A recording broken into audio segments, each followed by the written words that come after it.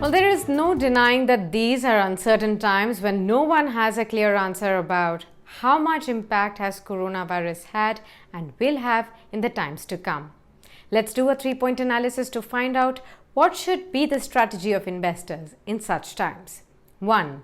Howard Marks' Principles of Investing. Howard Marks, the renowned investor and thinker, solved this puzzle in his most celebrated book, The Most Important Thing.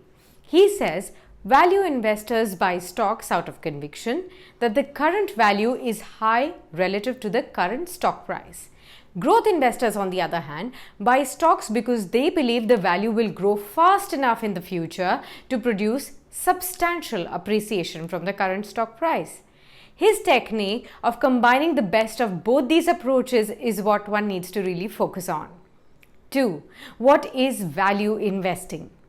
Value investing and value investors are often associated with a quest for stocks available cheaply. Value investors chase securities which are available below their intrinsic values, often at a significant discount. Value investors typically look at financial metrics such as earnings, cash flow, dividends, hard assets, and enterprise value and emphasize buying cheap on these yardsticks. 3. What should investors do? Howard Marks has suggested there is no bright line distinction between value and growth, and both require us to deal with the future. They are not separable. Intelligent investing incorporates both and avoids the danger of being at extremes. For example, value investors who kept on buying the shares of Kodak, BlackBerry and Nokia at lower prices relying merely on the cheapness of securities made a huge mistake.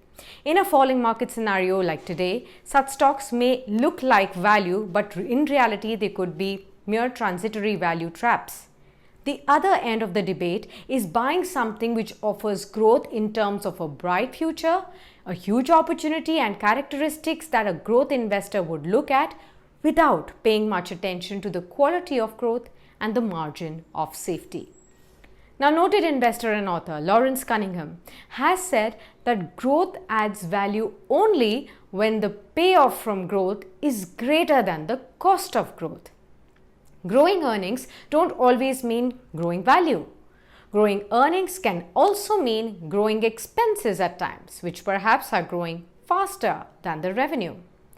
Growth alone cannot be a sufficient condition to buy stocks or companies. And finally, as Howard Marks points out, it is just a matter of degree what you apply to both value investing and to growth investing.